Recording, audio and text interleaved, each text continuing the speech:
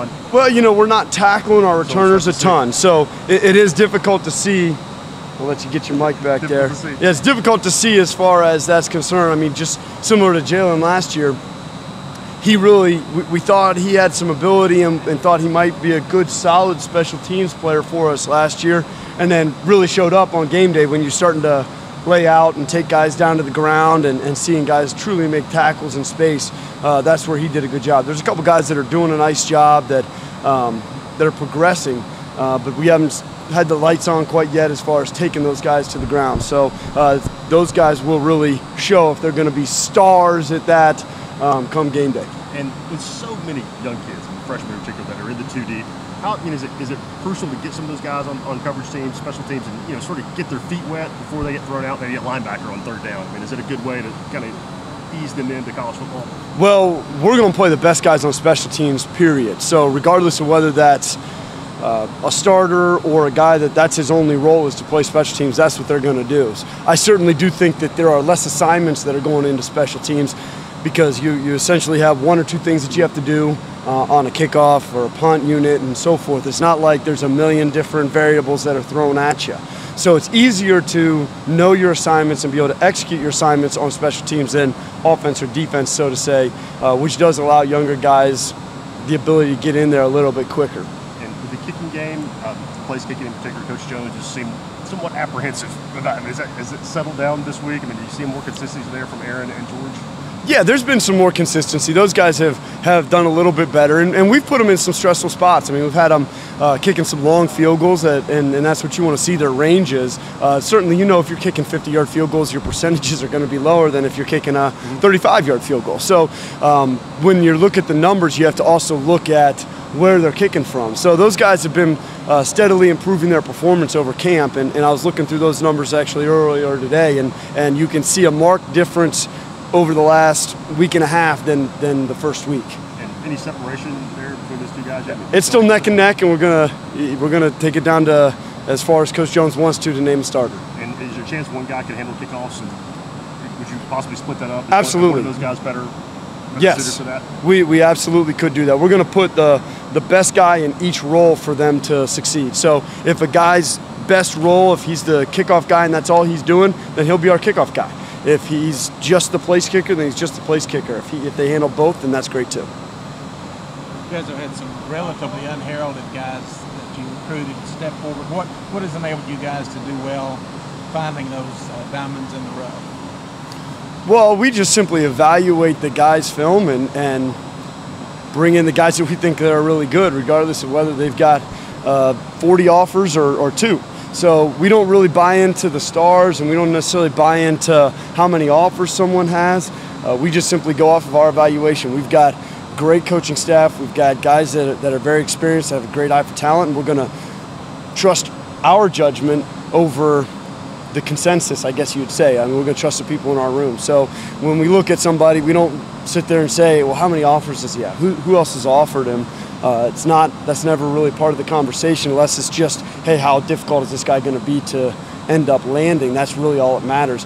We're evaluating guys and bringing in the guys that we think are the best guys in the country, regardless of stars and other offers. What are the factors when you decide, okay, we're going to go after this junior college guy as opposed to a high school player?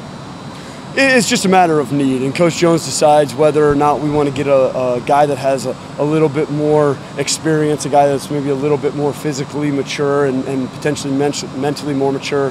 That's really just the need, and whether Coach Jones feels that that's what we're going to need, a more mature guy or not. In reference particularly to kickoffs, what is keeping you guys from naming a starter right now? Well, it's been close enough that we don't want to name someone until there's been the separation, or we're forced to because it's game time. So as far as that's concerned, we will, when there's separation enough that guy's the guy, that's when we'll name it, when Coach Jones is ready to do that, and or up to game time. Okay. Coach, at tight end, I mean, it seems like Ethan is just taking off. I know we don't see everything going on, but I mean, is he ahead of the game as much as it seems like perhaps for a freshman? Sure, he's performing very well. I mean, he's not the only guy that's performing very well. You know, Daniel's doing a nice job. Downs is doing a nice job. Ellis is doing a nice job. All those guys are going to be playing for us. I'm certainly very pleased with the group as a whole. Ethan's had a great camp. Really excited about his future, his present, the whole deal. Him What and is Daniel it? both seem really sharp. I mean, and that position, I mean, people don't talk about it a lot, but that's tough to pick up, right? Because of the run game responsibilities, the pass game. Sure. Both those kids seem like they have been able to come in and not be overwhelmed. They're both smart guys. They're both sharp guys. They're both football guys. So certainly I would agree with that. That helps them being able to play early and play right away. And there is a lot that we ask of those guys. I mean, they've got to know all the calls up front in the run game. They've got to know all the routes that we're running outside on the perimeter. So there's a lot that goes involved with that. And you need a sharp guy to do that. And I'm certainly pleased with how they've been able to pick up the offense. Sorry if you've already been asked, who all is in the kickoff return race still? Who all you guys still looking at there? How many are? There's a number of guys, Devin being one of them. Obviously, he's got the most experience. We've looked at Evan Berry's been in there and done a nice job at times. We've had Foreman in there. We've had a number of guys in there that have done that and performed well when we put them in there in good-on-good situations. Yeah. How much different is just the return battles this year? It seems like you're much deeper on both punt and kickoff compared to a year ago. I mean, how much better is that? Absolutely, and not just the returners. Obviously, there is more depth at the returning position, both punt and kickoff return, but all the guys blocking for them too. There's a lot more competition to get on the field, which is a good thing.